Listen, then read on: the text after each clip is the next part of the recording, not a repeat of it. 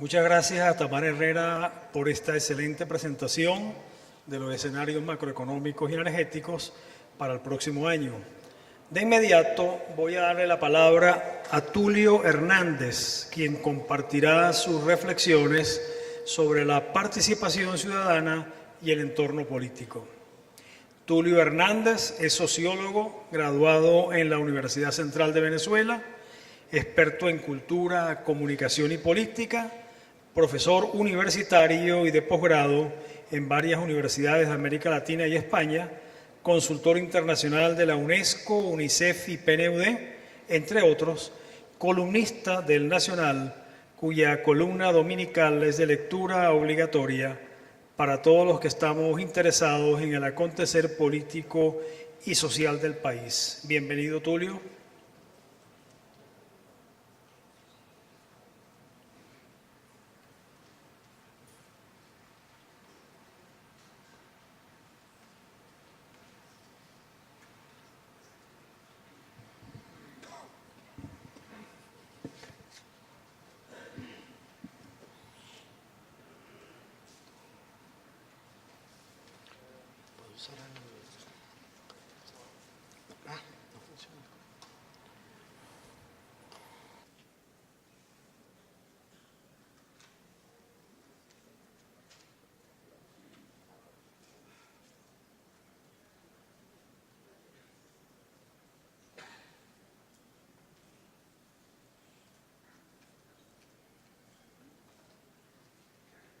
Bueno, muy buenas tardes. Quiero agradecer a Econoindustria por la invitación a participar en este evento. Y bueno, quiero decir que después de la presentación de Tamara Herrera, siento una especie de nostalgia por los datos, porque en el campo de la política y de la participación social y del futuro es pues como un poco más difícil de precisar de qué estamos hablando.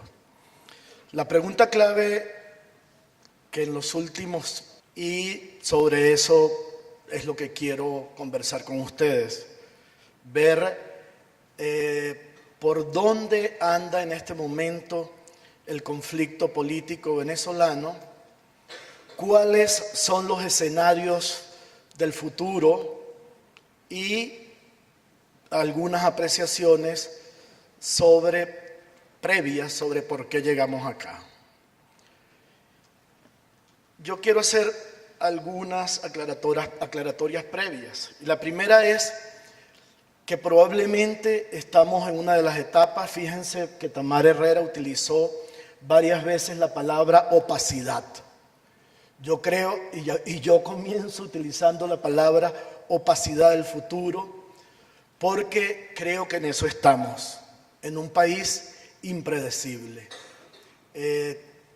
Cuando se reúnen expertos en escenarios políticos, se pueden hacer decenas de escenarios, porque en verdad la sensación es que no tenemos una posibilidad de mirar hacia adelante como la que teníamos antes de la muerte de Hugo Chávez, y por eso es que he llamado a estas reflexiones participación ciudadana y entorno político en la Venezuela post-Chávez.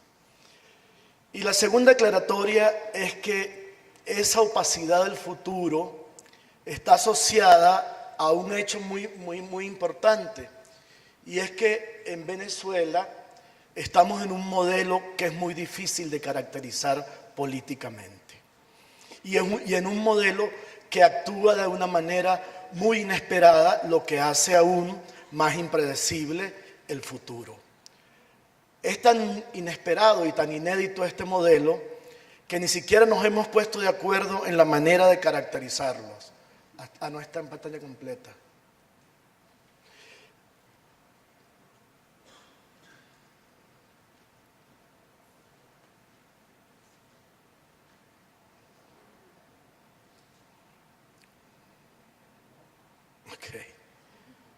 El tema de estas presentaciones Prezi, que son así como independientes de uno.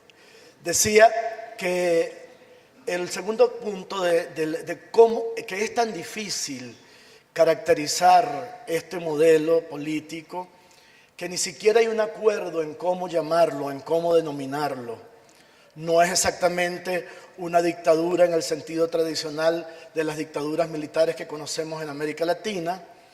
No es una democracia, porque si no, si fuese una democracia no estaríamos expresando permanentemente tanta resistencia a la falta de autonomía de poder, a las coerciones de la libertad de expresión, al ventajismo en el escenario electoral.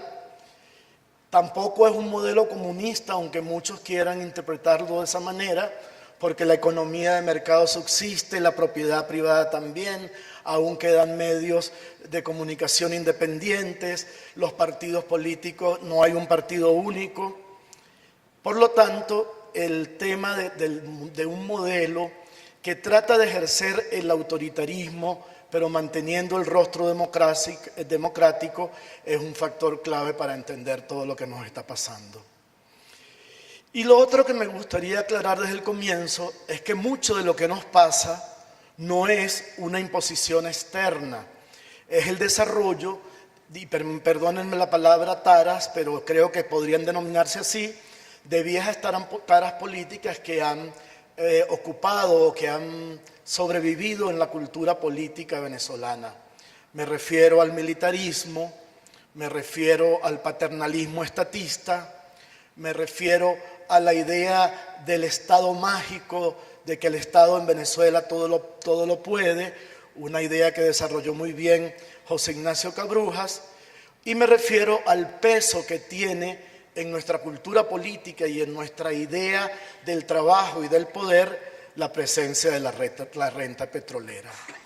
A esto hay que añadirle un efecto que yo creo que por mucho tiempo subestimamos, y es que nosotros acabamos de terminar de vivir una experiencia de liderazgo carismático y de culto a la personalidad poco usual de la manera que ocurrió entre nosotros en América Latina.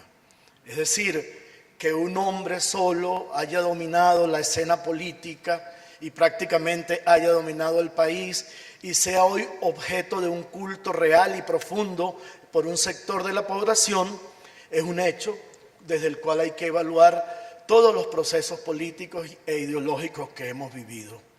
Y por último, lo que ha complicado aún más la comprensión de nuestros procesos es que el grupo que ha dominado este periodo de 14, 15 años ya no es un partido ni es una doctrina.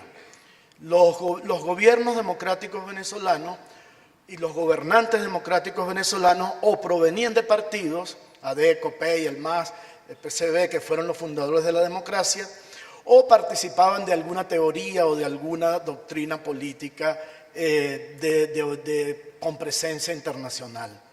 En lo que estamos nosotros comprendiendo hoy en día es que lo que ocurrió en Venezuela fue un movimiento emocional y aluvional alrededor de una figura, y eso complica aún más la situación del presente, en tanto que este proyecto no tenía, digamos, una doctrina escrita, un guión claro, sino que se fue haciendo a partir de retazos y de emociones y de proyectos ideológicos sin una concreción real. Yo creo que estas cosas son importantes para entender lo que nos está pasando. Yo voy a pasarme esto porque el tiempo... ¿En qué momento político estamos nosotros? Y digo político porque, aunque estamos hablando hoy también de participación social, Venezuela es un país secuestrado totalmente por la política. No creo que exista en América Latina otro lugar en donde todas las actividades de la vida, incluyendo la amistad, la pareja, la vida íntima, estén tan tomadas por el debate y por la angustia política. Yo digo, ¿en qué momento político estamos? Podemos señalar otras cosas, pero el primero es la constatación de que se construyó una ideología de masas con alta efectividad. ¿Qué quiero decir con esto?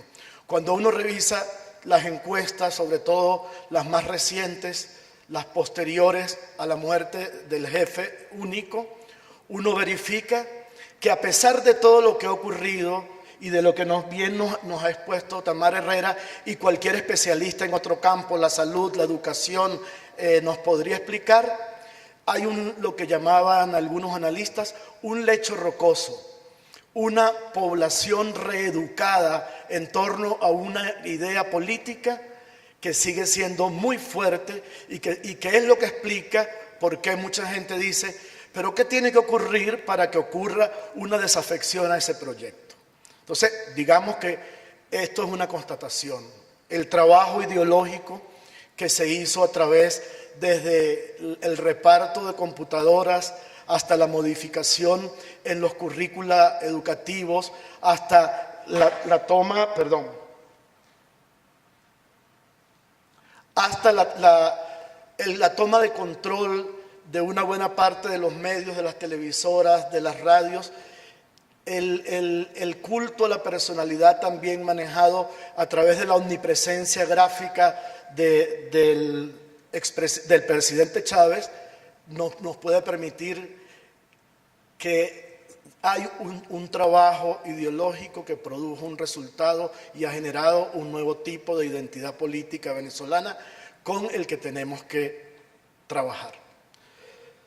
La segunda, y esto me parece muy importante, es que para explicar qué fue lo que ocurrió en el proceso político venezolano, hay que decir que lo más grave en términos de opinión y de cultura política fue el quiebre de las identidades culturales políticas básicas. Los antropólogos políticos sostienen que para que exista democracia tienen que haber identidades políticas estables. Por eso han sido desde siempre los grandes partidos norteamericanos, en Colombia con sus variantes liberales y conservadores, en Chile incluso después de los 17 años de dictadura de Pinochet se mantuvo más o menos un esquema derecha, izquierda, centro que sigue con vida, pero cuando esas identidades políticas estables se rompen y se pierden los sentidos de orientación para la toma de decisiones por parte de los electores, viene una crisis y viene una emocionalización de la política. Las instituciones son sustituidas por lo emocional y por lo personal, que fue lo que ocurrió. Y el tercer rasgo es que estamos en un juego trancado, para hablar en términos de dominó. Por un lado, y Tamara yo creo que lo explicó muy claramente, hay un proyecto del socialismo del siglo XXI que se ha tornado inviable, porque si ese proyecto toma las decisiones económicas necesarias para recuperarnos, traiciona lo que ha predicado como objetivo final de su política. Y del lado democrático, el proyecto democrático está secuestrado, porque tiene que jugar con las cartas marcadas, tiene que jugar con un jugador que le lleva ventaja, que le lleva ventajismo, pero si no juega, es castigado, como veremos más adelante, pierde terrenos y entra en una dificultad inmensa para hacer política. El tercer elemento es que hemos entrado en una etapa donde se ha normalizado la polarización, donde se ha normalizado, discúlpenme acá, donde se ha normalizado la polarización. Nos hemos acostumbrado a que la inexistencia de diálogo, la voluntad de no convivir, la existencia de dos visiones absolutamente encontradas de la política, el uso de la palabra soez, la exclusión, la discriminación, la agresión física sean una conducta normal. Es lo que yo denomino la voluntad de no convivir. Y hemos entrado, a mí y a muchos estudiosos de lo social, esta es una de las cosas que más nos preocupa, en un deterioro nacional a todas las escalas, a escala institucional, a escala económica, a escala política y a escala social. Basten 3 o 4 hechos, los saqueos ocurridos a la luz del día cuando un camión transportando carne tiene un accidente, los linchamientos cada vez más frecuentes, incluso a policías en los barrios de Caracas, los enfrentamientos en las cárceles, el incremento de la violación de las normas de tránsito. O sea, por donde quiera que nos metamos, vamos encontrando una situación muy grave, una situación de lo que llamaban los sociólogos del siglo XIX anomia, que es cuando un colectivo humano no comparte un mínimo de normas de qué es lo bueno y lo correcto, que ni siquiera sabe distinguir entre lo lícito y lo ilícito, que empieza a ser dificultosa la vida colectiva. Y me gusta decir que estamos en una especie de guerra sin triunfadores. No es una guerra convencional, civil, no es una guerra con armas, es una guerra política, semiótica, simbólica, muy de la palabra, pero en la cual los bandos involucrados, ninguno se expresa ganador, porque el bando en el gobierno permanentemente insiste en la idea de que no ha podido realizar su proyecto por los obstáculos del imperio, la burguesía, la oligarquía, los medios, y el otro sector se siente impedido de realizarse y de realizar su vida y su proyecto político por las restricciones, exclusiones, abusos de poder del otro. Es lo que yo llamaría, jugando con las palabras, una alianza, aunque la palabra alianza aquí no cabe, perder, perder. Voy a pasarme esto por razones de tiempo y voy a tratar de señalar cuál es el clima de opinión pública y participación social en el que nos movemos en este momento. Yo diría que somos 5 países conviviendo, no 2.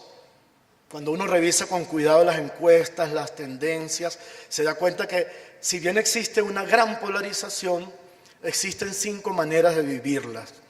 Yo diría que un país fanático creyente, que es el país que ve pajaritos, que tiene una relación religiosa con la política, que ve las imágenes proyectadas en los túneles, es la señora que en un grupo focal llora, una señora que llora diciendo que ella va a morir tranquila porque gracias a Dios va a ser un venezolano el hombre que va a salvar el mundo. Es decir, es el producto de una estrategia ideológica y emocional muy bien cultivada. Hay un país revolucionario, lo pongo entre comillas, que es una parte que sí está convencida en que hay que transformar a la manera de los estatismos comunistas, pero en una versión nueva, el país. Hay un país opositor electoral, cuando digo opositor electoral es un país que adversa el proyecto político y que cree fervientemente en que la única salida es electoral, que cualquier otra salida es más de lo mismo o peor de lo que tenemos. Y hay un país opositor impaciente que ha cobrado fuerza en los últimos tiempos, que cree que la nación se va a acabar si no salimos de este gobierno y que hay que hacerlo por cualquier camino, no importa que no sea el electoral.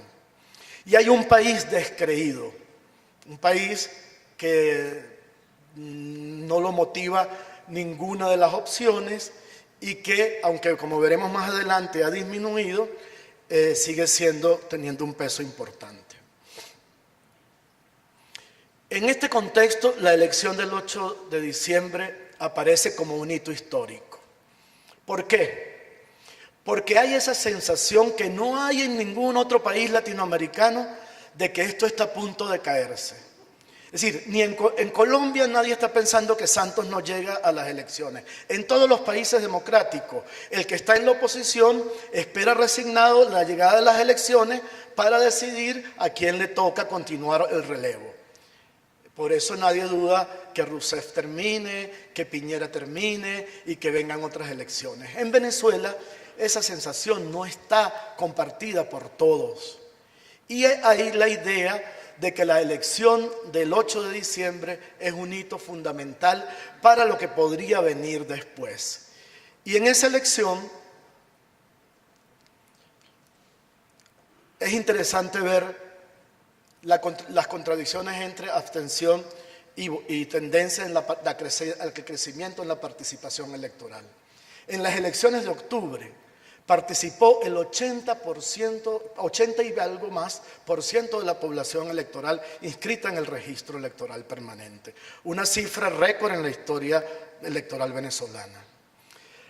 Hay una tendencia, por lo menos en 4 de las encuestas más respetables venezolanas, de la reducción de la población neutral. Cada vez más gente toma partido. Hay una caída que puede tener implicaciones, hay 2 lecturas, después de abril, de pérdida creciente de la credibilidad del CNE, eso lo da tanto datos como el estudio de la Católica. Unos interpretan que esto convocaría a más gente a votar, porque entre más grandes sean las votaciones, menos posibles de trampa. Otros dicen que esto es un discurso confuso porque mucha gente no quiere votar por esa pérdida de credibilidad. Hay en todas las mediciones la caída de la imagen de Maduro respecto a Chávez, lo que crea esta sensación, contribuye a esta sensación de inestabilidad y de un poco de desesperación. Y todo esto, lo que podría ser más preocupante desde el punto de vista de la democracia, continuamos con un Estado fuerte y una sociedad civil débil. ¿En qué sentido? En que nuestras organizaciones, sindicatos, colegios, asociaciones, cámaras, no tienen el peso y la capacidad de incidir en la vida política que se tiene en una democracia estable. Lo cual produce dos cosas que hay que visualizar, 2 efectos que hay que visualizar con mucho cuidado. El primero, la dificultad que tiene el sector democrático para conducir el descontento organizadamente. Siempre hay gente que se está quejando, ¿por qué no parece otro Caracazo? ¿Por qué somos tan resignados? ¿Por qué vivimos tan pasivamente esto? ¿Por qué la dirección opositora no toma la calle y actúa de manera más radical? Y al otro lado está el sector oficial, que tampoco le permite la participación real a la gente, en tanto que es una participación supeditada, condicionada al Estado, al aparato de Estado. En ese contexto, y ya de esto hablé, la situación de anomia es una amenaza real al sistema político. La semana pasada estuve con un equipo que está trabajando el tema de los motorizados en Mérida. En una ciudad como Mérida hay más de 25.000 motorizados, más de 800 empresas de mototaxis.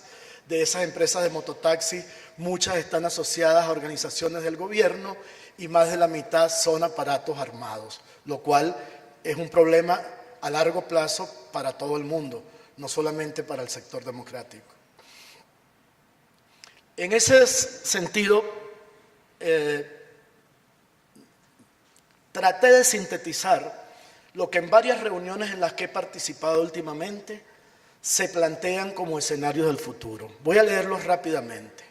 Escenario 1.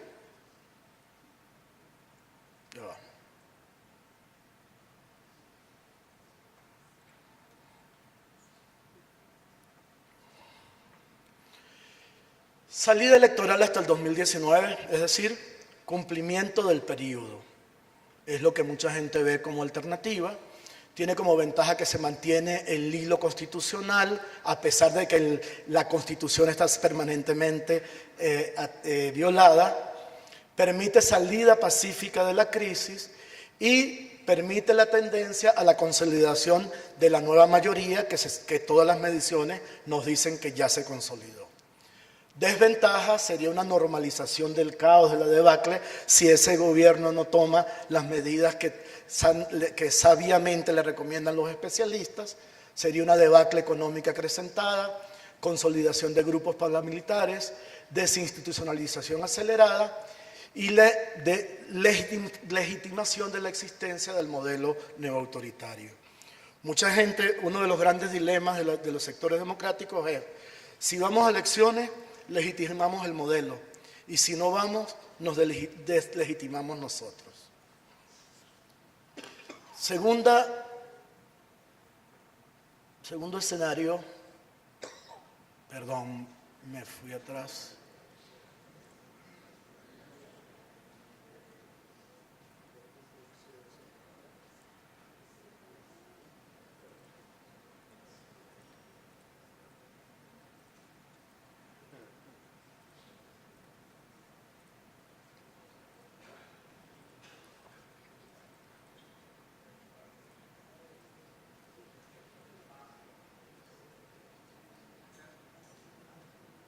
Ok.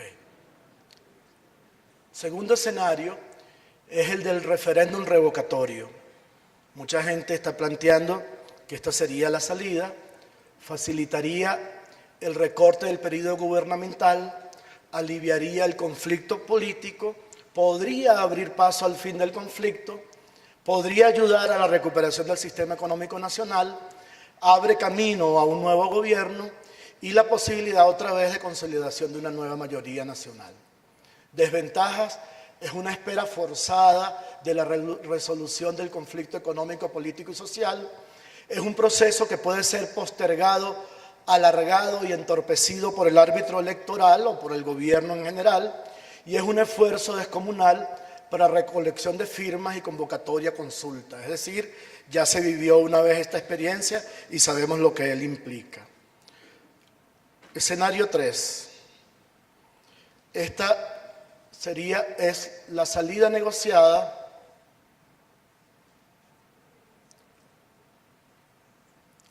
Algunos piensan que la debacle, el conflicto político, el conflicto militar, la división interna que vive el grupo en el poder es tan grande que podría darse incluso una dimisión. Esta es la salida como que a todos les parece ideal. Primero porque implicaría un diálogo, ese diálogo que es tan necesario para la economía, pero para el resto de la vida política, y un acuerdo nacional. Es la posibilidad de un programa de recuperación económica inmediata, es una resolución no violenta del conflicto, pero en términos de posibilidades es un escenario con pocas probabilidades, dado el carácter no dialogante y autoritario del proyecto del socialismo del siglo XXI. Aquí me permito hacer una acotación.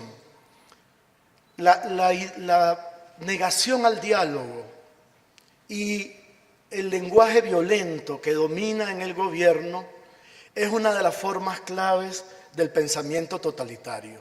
No digo que haya un totalitarismo, pero el pensamiento totalitario se basa en la idea de que el líder, el partido, el caudillo, la logia militar, tiene la idea clara de lo que le conviene a la sociedad, sabe cuál es la idea del bien y por eso trata de imponerla, no la discute, pero mantiene la idea y la pregona de que hay una parte de la sociedad que son los enemigos, los traidores, los malos hijos de la patria, que no quieren ese bien y por lo tanto a ese sector no lo quieren incluir en la misma comunidad política, se le excluye, no se le da reconocimiento. Y ese es uno de los problemas que tendríamos para que una opción como esta se cumpliera. El escenario 4 es el peor escenario. Es la debacle política, la salida violenta. Aquí puede ser desde insurrección popular, golpe de Estado. Fenómenos como el de Fujimori, que se esperaba todo el mundo que durara 10 años más y de repente cayó por implosión, o como el de Noriega en Panamá. Es un escenario más riesgoso, de resultados impredecibles, puede ser simple o relativamente simple como el del Perú de Fujimori, o costoso en vidas y riesgos económicos. Abre puerta a retornos más intensos del militarismo. El militarismo es una de las grandes amenazas venezolanas y a veces no necesariamente tiene un color ideológico. Puede abrir posibilidad de gobiernos extremistas, radicales o fanáticos, o procesos abruptos que puedan desbordar la dirigencia y el trabajo de reconstrucción de movimientos políticos democráticos en el país. Si algo importante ha ocurrido en Venezuela en estos años, es que luego de la debacle del sistema de partidos que se hizo evidente en el 98 y de la crisis de identidades políticas, en Venezuela se ha ido reconstruyendo la actividad política democrática con nuevos partidos, nuevas organizaciones y nuevas alianzas que tienen resultados tangibles en la nueva mayoría. Y por último, un escenario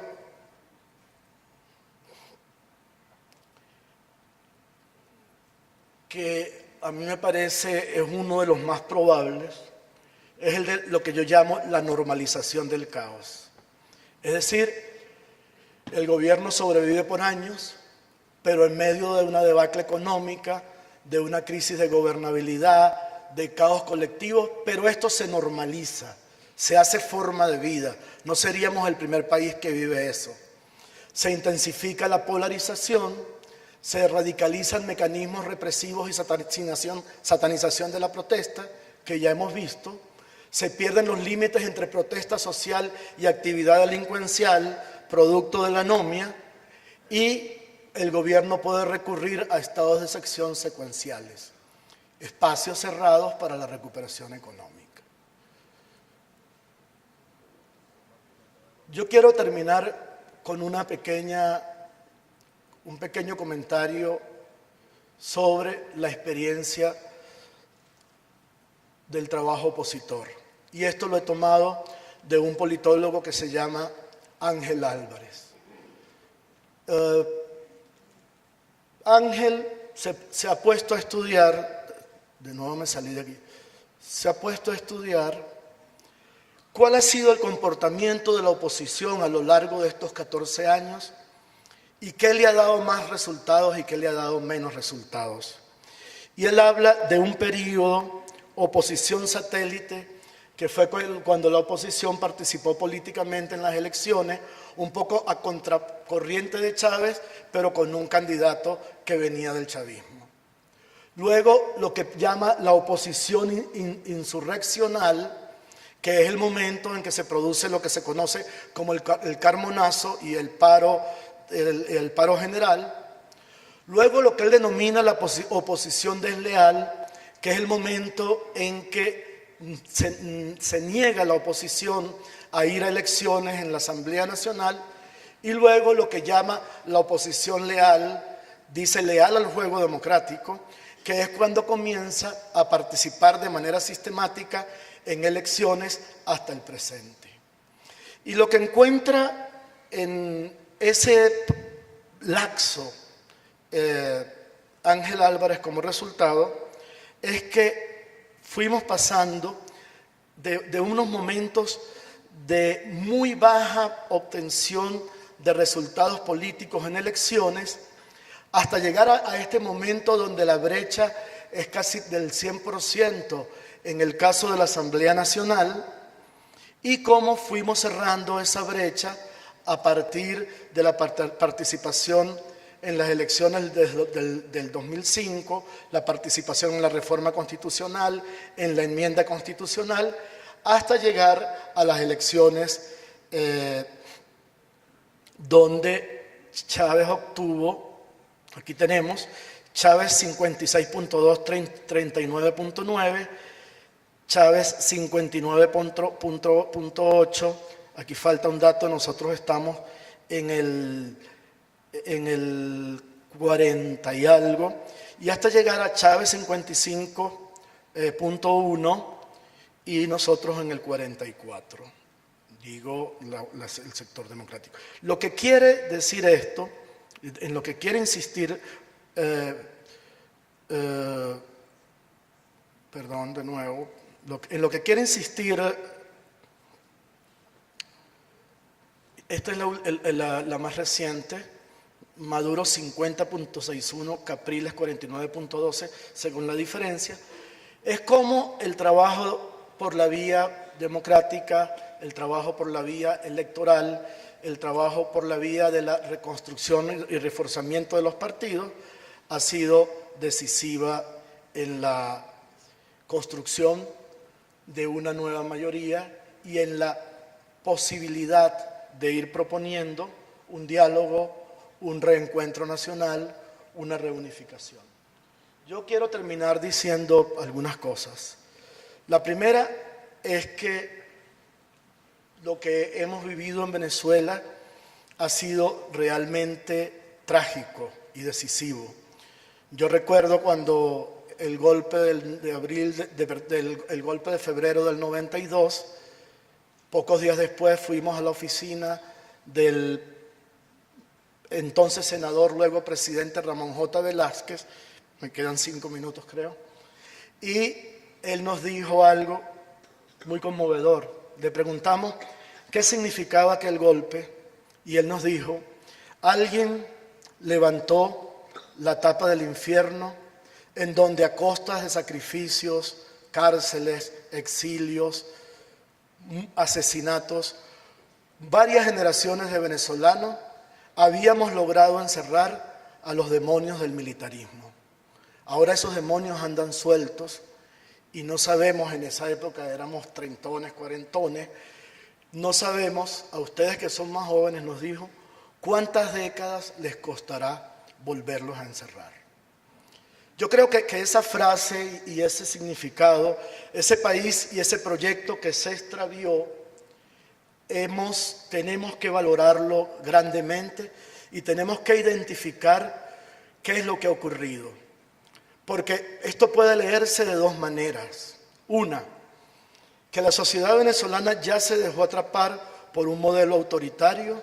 O dos, que a pesar de todos los recursos que tenía, ese modelo autoritario no se ha logrado imponer, que es lo que quien les habla cree, y no se ha logrado imponer, lo voy a decir con una imagen, porque es el elefante loco en la cristalería sujetado por hilos. Es decir, una sociedad que no tenía los instrumentos, las cadenas, digamos, las guayas, para sujetar al elefante loco, si las hubiese tenido serían el Tribunal Supremo, la Defensoría del Pueblo, la Contraloría General, la Asamblea Nacional, es decir, el lugar donde se realiza la autonomía de poderes. Sin embargo, yo digo que con hilos, con centenares de hilos, la sociedad venezolana ha logrado preservar la vida democrática, mantener espacios para el ejercicio de la libertad política y de las libertades económicas y, de alguna manera, impedir que ese modelo y ese proyecto autoritario triunfe. Yo sinceramente creo que ninguno de los escenarios que les he presentado va a ocurrir.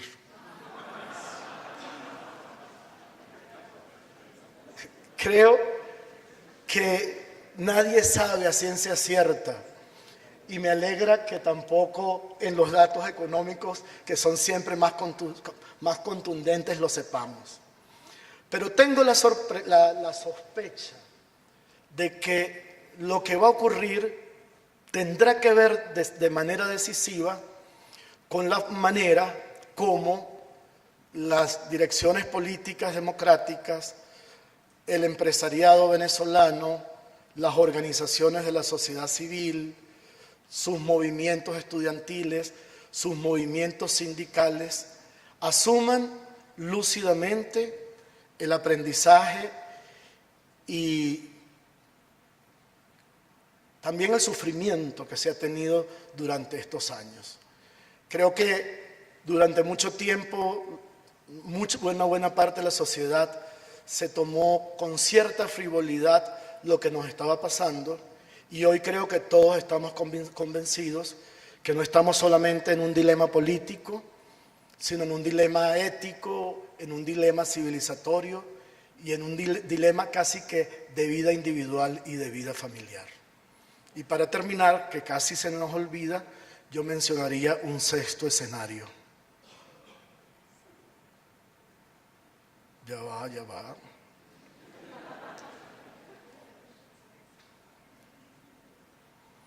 Este sexto escenario no quiere aparecer porque, les voy a decir por qué.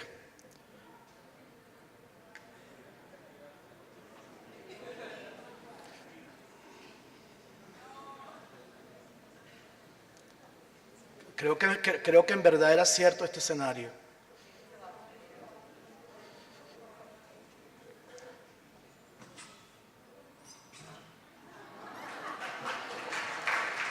No quiso aparecer, ¿saben por qué era? Porque el sexto escenario era una recomendación a que consultáramos también a los brujos y a los astrólogos de turno. Muchas gracias.